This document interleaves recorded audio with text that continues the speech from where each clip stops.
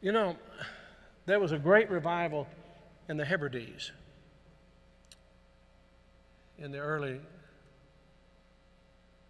1900s.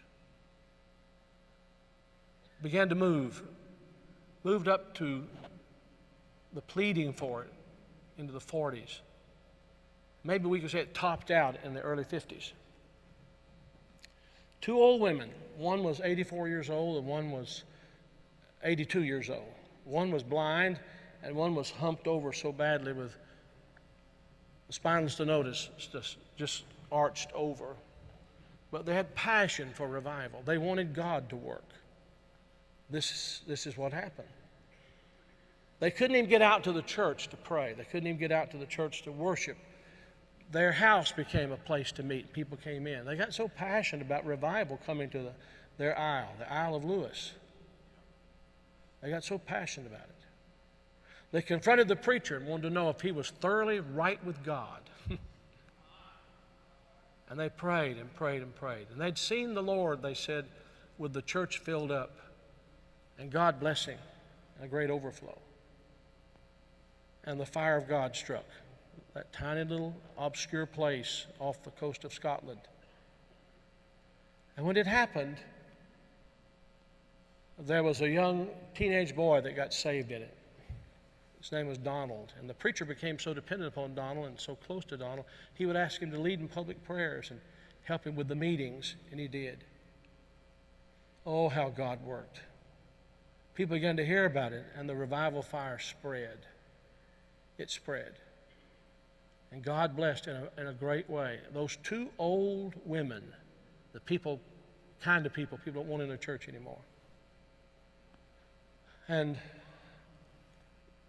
from that same island, there was a young girl who was a cousin to Donald Smith, who immigrated to America. Her name was Mary Ann Smith McLeod. She came to America in 1936. She met a man named Fred, and they were married. They fell in love. They were married. God blessed in a great way. And those old women were her aunts. And they came out of that fiery revival, They really experienced revival. And they sent a Bible, a copy of the Word of God that had been used in a special way in that revival, to Mary Ann. She started having children. I think it was 1937 she had her first child. They named him after his father, Fred. Then she had her second child, named after herself, Mary Ann. Then she had her third child, Elizabeth.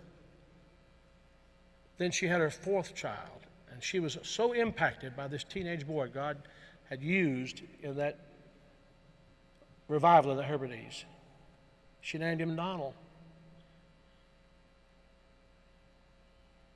And she gave him that Bible, that Hebrides Revival Bible. He was born in 1946. He's now the 45th President of the United States.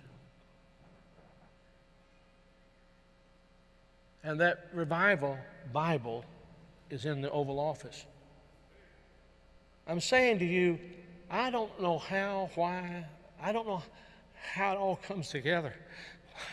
But I believe God is putting some things together to give us just a window, if he could find some open people who know what the window's for.